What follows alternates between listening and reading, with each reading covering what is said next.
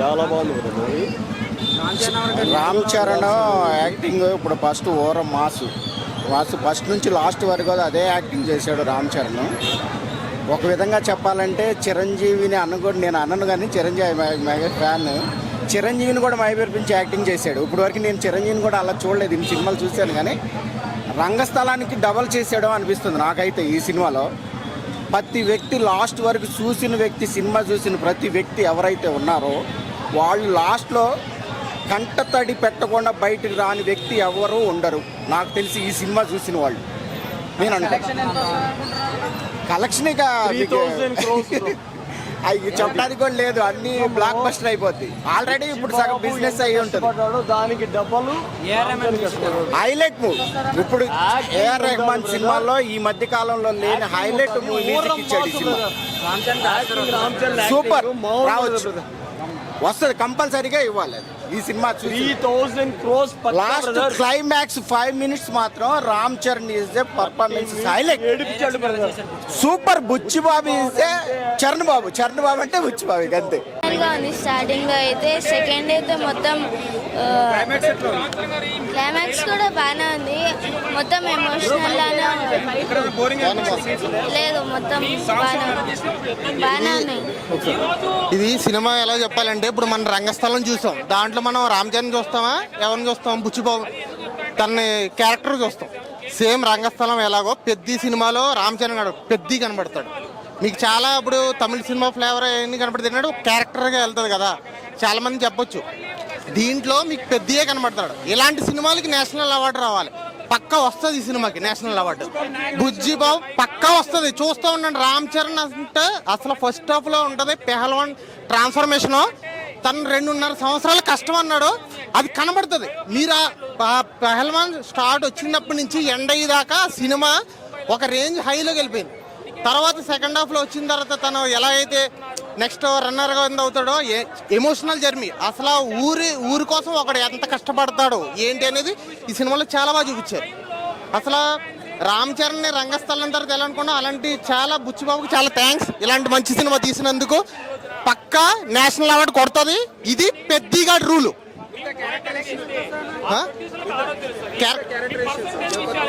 జగపతి గారు చాలా ప్రాణం పెట్టారు సినిమాకి. సోల్ ఆఫ్ ది సినిమా అంటే జగపతి గారు వాళ్ళే. ఎందుకంటే సినిమా మూవ్ అయ్యేది కూడా జగపతి క్యారెక్టర్తోనే మూవ్ అవుతుంది. అక్కడే మనకి తెలుస్తుంది అనమాట మొత్తం. చాలా బాగుంది. తన సాంగ్స్ అసలు డ్యాన్స్ మనం ఎంత బాగా చేశారనుకో, చాలా బాగా డ్యాన్స్ చాలా బాగా చేశారనమాట. చాలా బాగుంది సినిమా. క్లైమాక్స్ మాత్రం ఎమోషనల్ జర్నీ. నేను మాత్రం సినిమా చూసినప్పుడు అక్కడ అసలు ఇండియన్ ప్లేయర్స్కి ఎంత వాల్యూ ఉంది ఏంటి అని ఏంటంటే, ఇప్పుడు మీకు ఇంకా చెప్పాలంటే మన పవన్ కళ్యాణ్ ఒక అమ్మాయి కలిసింది క్రికెట్ ఆడమే. అందులో ఆమె ఏం చెప్పింది, వాళ్ళ ఊరికి బస్సు కావాలని చెప్పింది. మీరు చూసే ఉంటారు చాలా ఇంటర్వ్యూలో. ఎలా చూసారా వాళ్ళకి ఎంత ప్రాబ్లమ్స్ ఉన్నది ఏంటంటే, గవర్నమెంట్ ఊర్లో ఏం ప్రాబ్లమ్స్ ఉన్నాయి ఏంటి ఎందుకు ఆడుతున్నాడు వాళ్ళకి కూడా వాల్యూ ఇవ్వాలి ప్లేయర్స్కి అందరికీ అని. ఎందుకుండో పక్క ఉంటే మన సిటీ వచ్చి బతుకుతున్నావు, నీ ఊర్లో నీకు ప్రాపర్గా అన్ని ఉంటే నువ్వు ఇక్కడ సిటీకి వచ్చి బతకాల్సిన అవసరం ఏమైనా ఉందా? మనకి లేదు కదా. అలా మన ఊరే కొద్ది బాగుంటే మన ఊరు బాగుంది చాలా ఉంటుంది. మనం ఇప్పుడు వైజాగ్ సైడ్ వెళ్ళాం అనుకోండి, అరకువేలి వెళ్ళాం, ఎన్ని ఉంటాయి అక్కడ, హాస్పిటల్స్ ఉన్నాయి ఏమున్నాయా. ఇప్పుడు వచ్చిన గవర్నమెంట్ మారుస్తుంది. అలాగే చాలా విషయాల్లో చాలా మార్పులు వస్తాయి. ఇప్పుడు సినిమా ఇన్స్పైరింగ్గా మనకు తీసుకోవచ్చు.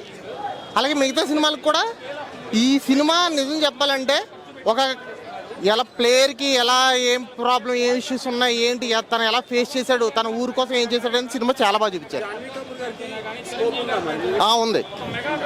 ఉంది అంటే లేదు ఫస్ట్ హాఫ్లో అంటే హీరోయిన్ని ఎలా యూజ్ చేయాలో మనకు తెలుసు కదా. తెలుగు సినిమాలో సేమ్ అలాగే వెళ్ళింది అనమాట. అంటే మెయిన్ క్యారెక్టర్ అని కాదు కానీ త్రూ ది సినిమా ఉంటుంది అనమాట ఫస్ట్ హాఫ్లో. అంతే చాలా బాగుంది. సూపర్ అన్న, మొత్తం సూపర్, ఒక్కటే లేదు, అంతా బాగుంది. ఫైట్స్ సాంగ్స్ అన్ని సాంగ్స్ అయితే చాలా బాగున్నాయి.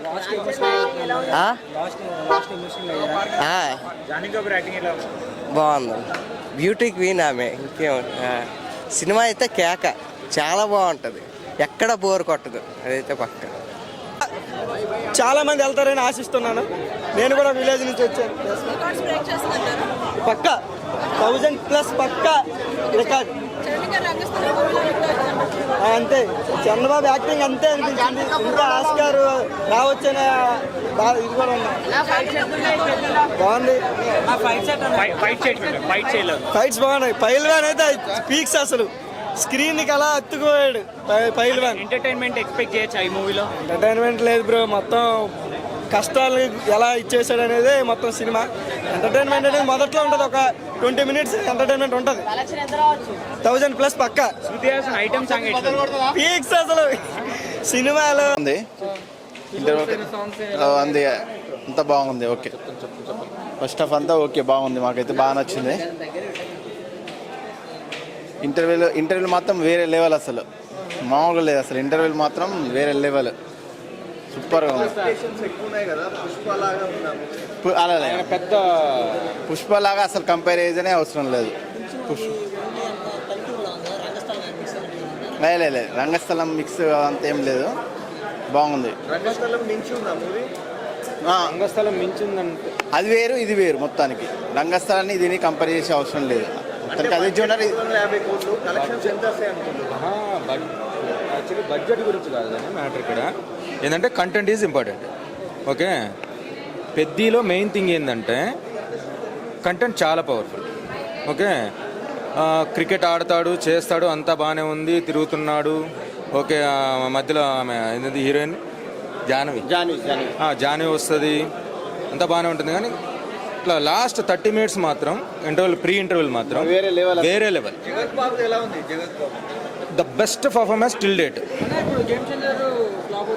అది వద్దు, అసలు వద్దు, అసలు దాని పంచాయతీ వద్దు. కానీ మనకి ఇప్పుడు చాలా మంది బాగాలేదు అన్నారు ట్రైలర్. అదే మెయిన్ థింగ్ ఏంటంటే ట్రైలర్లో మెయిన్ కంటెంట్ వదలలేదు. ఇక్కడ సినిమాలో చూడండి, the best movie in Ram Charan career. వేరే లెవెల్. చిక్రీ సాంగ్ ఉంది, రై రై రా song. Okay, thank you. 2 songs అదిరిపోయినాయి. ఇప్పటి వరకు సినిమా ఎక్కడ బోర్ లేదు. యాజ్ ఏ రియల్ చెప్తున్నా, అంటే లైక్ పర్టికులర్ చెప్తున్నా, ఇప్పటి వరకు బోర్ లేదు. 2 songs అదిరిపోయినాయి. లాస్ట్ 20 minutes అదిరిపోయింది. అసలు రంగస్థలానికి దీనికి అసలు ఎక్కడ రిలేషన్ లేదు. అంటే బుజ్జిబాబు చెప్తుంటే ఏదో అనుకున్నా, అది వేరు ఇది వేరు, డిఫరెంట్. సెవెన్ ఎంట్రీ ఇప్పుడే ఎస్ అయింది. ఇప్పుడే అయిందేం లేదు, అంతా రామ్ చరణే ఉంటుంది. యాక్టింగ్ అంతే, ఇంకా రామ్ చరణ్ తర్వాత జగపతి బాబు గారు. రంగస్థలం డిఫరెంట్, పెద్ద డిఫరెంట్. అంటే రంగస్థలం అది ట్రూ స్టోరీ వేరు, ఖచ్చితంగా డౌటే లేదు. No doubt. అసలు గేమ్ చేంజర్తో కంపారిజన్ లేదు.